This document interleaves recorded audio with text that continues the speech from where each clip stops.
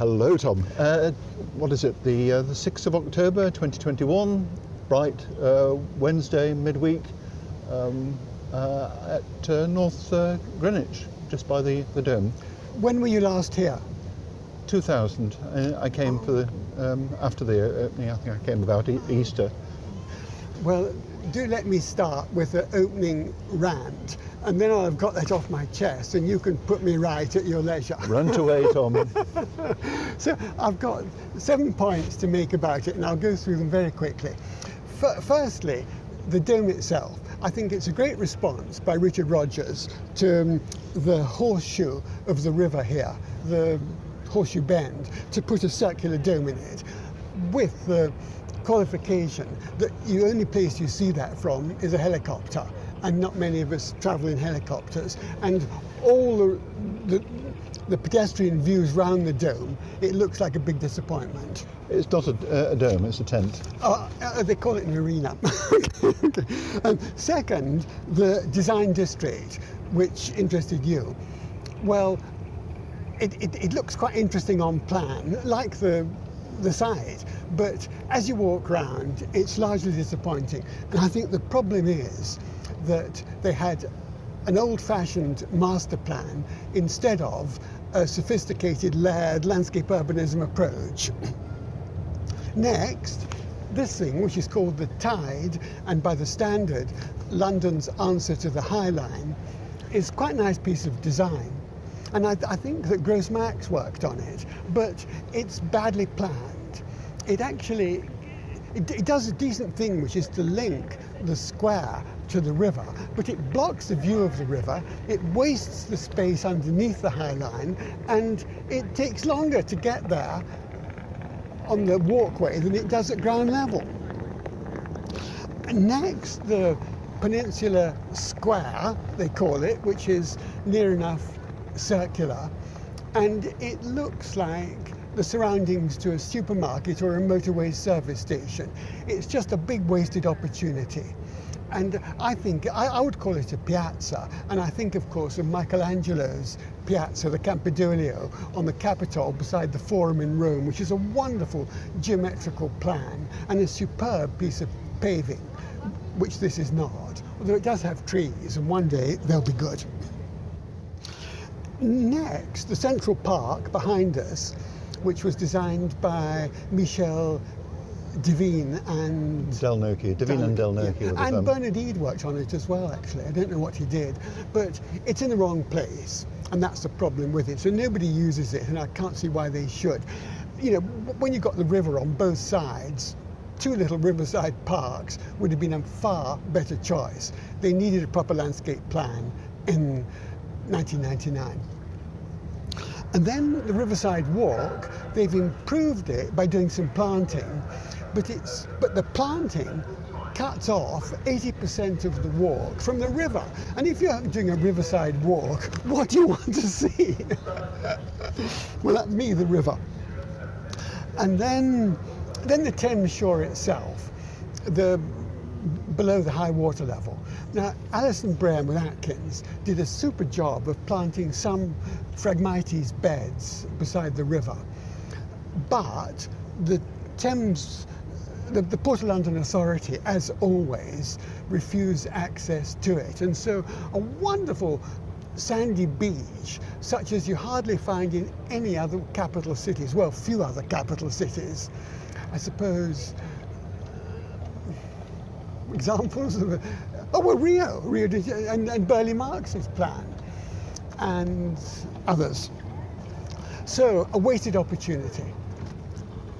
So shall we walk round and then discuss as we proceed? Yep, sure. Thank you. So, Robert, the Peninsula Square, what do you think of it? First thing I look for when I arrive at Water, it was a pretty good journey. It took me 3/4 of an hour to get here from Sydenham, South London, is where are the bike racks. Go to any Dutch railway station, and not only do you find bike racks, but you find a place where you can hire a bicycle. Well, so where are they? I thought that these railings were put there for bikes. And so I set it to chain my bicycle to the railings, and a kindly pedestrian came up to tell me that if I did that, they'd cut the chain and take the bike away. And so he pointed to the bike racks which are there, and that's where my bike is. Why are they tucked away? They're spattered about the sides, actually. Yeah. Anyway, the other thing that hit me is, wait for the plane to pass. The other thing that hit me is how awful the construction is in terms of its use of energy. It's all high embodied carbon. So we've got rigid paving here, which is cracking, as rigid paving always does. And we've got relatively little in the way of tree planting. There are lime trees, which are fairly small, always going to be fairly small. And then these buildings, which are glass and steel. Why?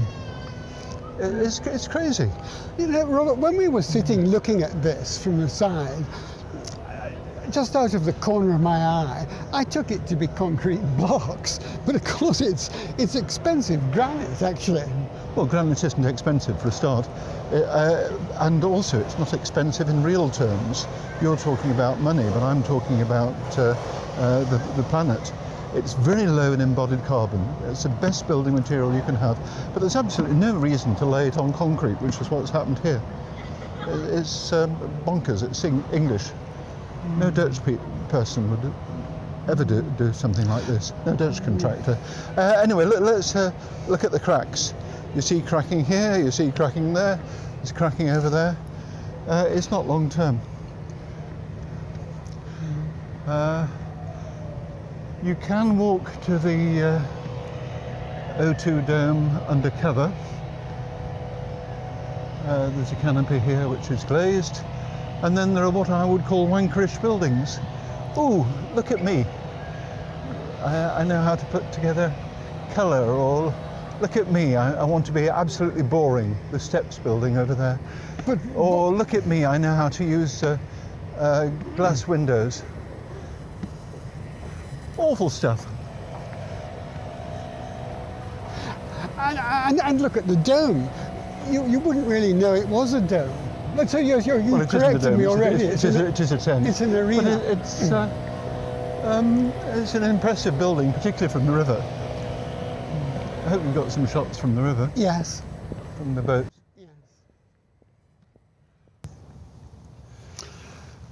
So here we are at the London's answer to the High Line, which I think they called the Tide. What do you think of it? I don't think of it as London's answer to the High Line.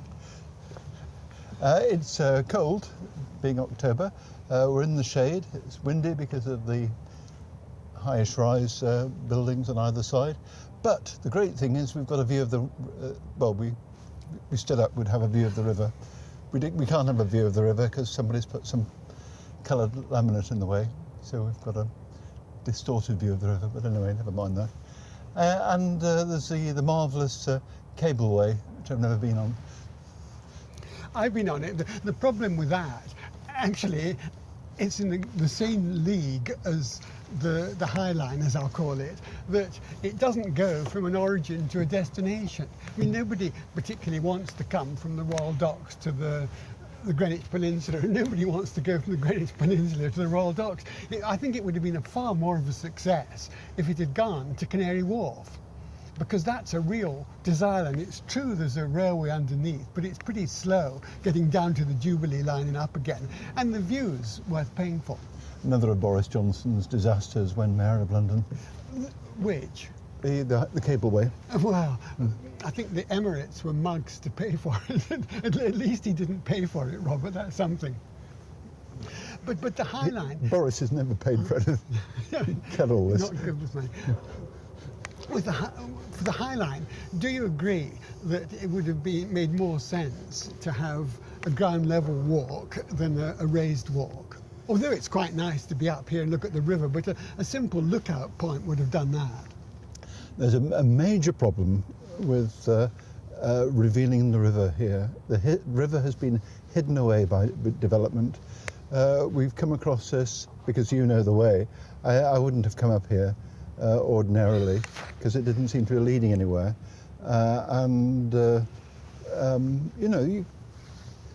If this projected out over the water and away from the shadows, it's now nearly 12 o'clock, so the sun's at its highest in October. So it was warm and in the sun. It could be fantastic. It could be a real destination. In fact, we have a pier, which is a very suitable destination, but we can't get down there directly. We've got to go on some rigmarole of ramps and steps. And this sculpture is by Anthony Gormley, not one of his best works. Well, it's quite. You see, there's a man appears from all the sticks. Yeah. I think it's a good thing, but it's out of scale. It's too small for this location. It should have been replaced. I quite liked it when it first went up. It's got mixed up with the because it's cluttered in by the structures around. That's true. When it first went up, it was on its own, and now it's very close to the pier, and it's got the cableway in the background. I mean, looking down at the Phragmites on the water edge, you know, it's. Can you see that the water's all around it? You know, it's growing out of the water, and I think that's a really good thing. But if you look down there on the Riverside Walkway, do you see how the evergreen shrubs have cut off the view of the river from the supposedly Riverside Walkway? There's just this fairly short section here that you can see it, and if you go around the dome there. Well, perhaps we should do that. There's a really awful view of chain link fence, and again, you're far too far away from the water. We should reveal, well, the river is terribly important here, of all places. It's surrounded by the river, and yet you can't see it. That's right. That's right. Except possibly if you're in a flat or in an office overlooking the river. Maybe that's the whole point. You're meant to pay lots of money in order to rent somewhere, in order to see the river. It's bizarre. Okay, well, let's go down then and have a look at the Riverside Walk. Okay. So here we are on the tip of the peninsula opposite Canary Wharf, and there's one little section of Riverside Park here, and then we can see the walkway. What do you think of it? Where's it parked, Tom? You see the mown grass there? Oh, the that's verge. Park, and you see the Phragmites below it. That's parking. The reed, yeah, the verge. It's not a park, it's a verge. Anyway, I've got this fantastic view of the rear of the dome, because obviously this isn't important. The backside. The backside of the dome, the arse of the dome, and we have a view over the service yard with unkept buddleia, which is good for butterflies, and a security fence, and then piles of rubbish metal over there, which is basically what the developers think of the river. The river isn't important, clearly. It's a bit featureless around here. It's a bit glum. Well, you could say let's look away from the dome and look away. An arse that needs to be wiped. Tom, we're getting dirty. Got good views to Canary Wharf, towards Canary Wharf, which is around the corner. And at low tide, there's a wonderful golden beach here. I'll show you my video of it. But such a pity that there aren't steps down. Interesting thing too, that the Riverside Walk round the oxbow of the peninsula, it should have been at the level of 4.4 metres OD, above sea level, whereas the walkway, I guess, is at the flood defence level of 7.7 metres OD. But you know, the closer you can get to the water, the more enjoyable for the pedestrian. Can't touch the water. Clearly the PLA don't want you to touch the water. Can't get over there. It's inaccessible. It is. But it fits with my general theme that the the landscape of the dome is one enormous wasted opportunity. It's as if the developers didn't realise there was a river here. It's bonkers. No, let's blame the planners and the architects rather than the developers. Well, whatever. We're in a place where the river is being denied. You've only got glimpses. You can't really see the river. No, the other thing now... The river is an afterthought. See, when we turn round and look at the width of the Riverside Path, well, what is it? There's a cycle track. Is it 2.5 metres or 3 metres? The cycle track's about 3 metres. 3 metres, and then the pedestrian path's another 3. Well, 5 or 6 metres.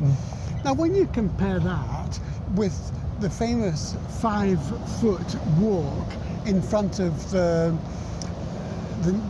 old Naval College in Greenwich, which has a very heavy pedestrian flow, 5 feet accommodates it. Here, there's hardly, and bicycles also go along it. Here, 5 metres wide and almost zero usage. Bad planning. Certainly zero usage. That's enough. Windy.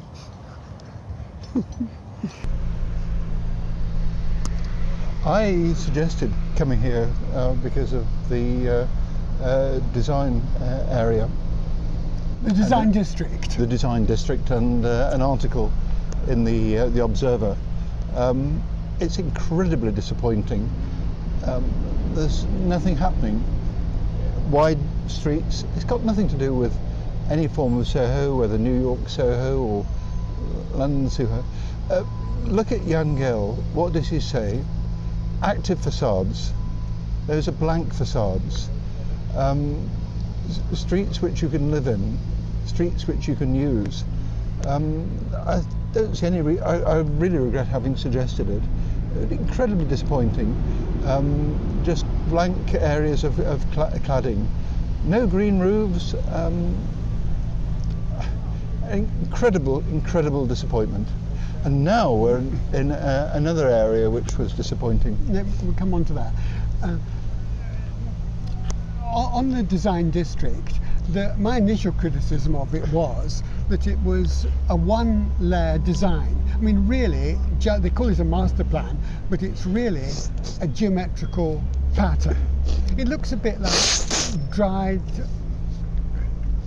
Wait for you to finish your sneeze. Oh, go ahead. Record this.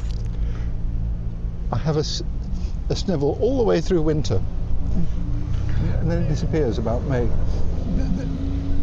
The master plan, it looks a bit like dried mud and the cracks that appear, which is perfectly okay. No objection to it. I mean, it's quite an attractive pattern, to be fair.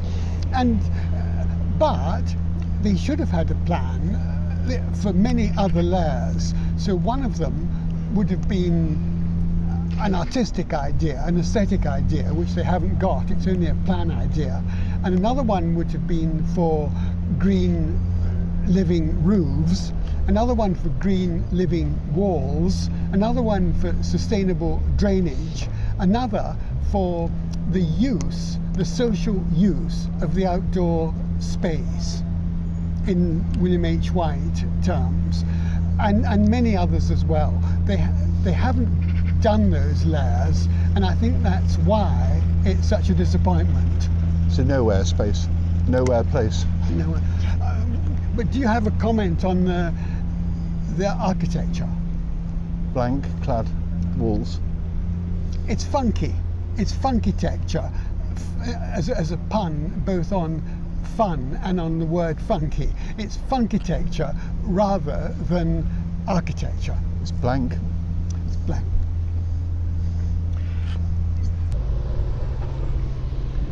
Well, here we are in the Central Park on the Greenwich Peninsula. What do you think of it? Limited. It's very limited. It's just grass and trees. One species of tree, lime. Yes, it works as grass. It isn't really a park, it's just a wide verge between roads. Now, the main thing is it doesn't access the river. It doesn't relate to the river, and there's no water as a substitute either. But it's in the wrong place. So where would you like it to have been? On the riverside, with beaches. On all three riversides, the east and the west and the north. East and the west, for sure. I mean, it's really a road verge. It looks like a road verge, and it functions as more than a road verge because we've got 4 lanes of motor traffic, 2 bus lanes, I think, 1 in each direction, 2 cycle lanes, 1 in each direction, and about 4 footpaths. And they're flanked by the most enormous car parks. And I distinctly remember when they were getting planning permission for the Millennium Dome, as it was then called, that it was going to be almost all public transport, whereas it seems to be dominated by car and bus parks now. The car park is bigger than the so-called Central Park, far bigger than the Central Park. I did interview Davina and Delnoki in, must have been 1999, before the park opened, with the idea of doing an in-depth article for the Architects Journal, and aborted the article because I thought it was so disappointing. All it could be is a story of things going not right, things not going right. They also put in a sort of dancing waters fountain, and it's such a windswept place that the water got blown over all the pedestrians, and I guess that's why they've removed it and replaced it with an art installation, which I would call a lookout tower or a gazebo. But you go up it, and the only thing you can really see is the car parks. You don't even get a good view of the dome. A very good view of Canary Wharf, to be fair, but a gazebo needs to look onto a good view. That's the whole nature of it, and again illustrates the weakness in landscape planning at the heart of the Peninsula development. There is one major opportunity for retrofitting here, for redevelopment. The car park can go. I think they're going to do that. And the roads can go in the main. The roads are far too wide. And we need decent cycle provision. We need a great big cycle park somewhere near the railway station. So I think we've discussed the 7 elements now that I mentioned at the beginning. So maybe we could take an overview. I mean, what I think is that they had a very competent professional team of engineers, architects, planners and landscape architects, all competent people, but they didn't give the right jobs to the experts in it, and most particularly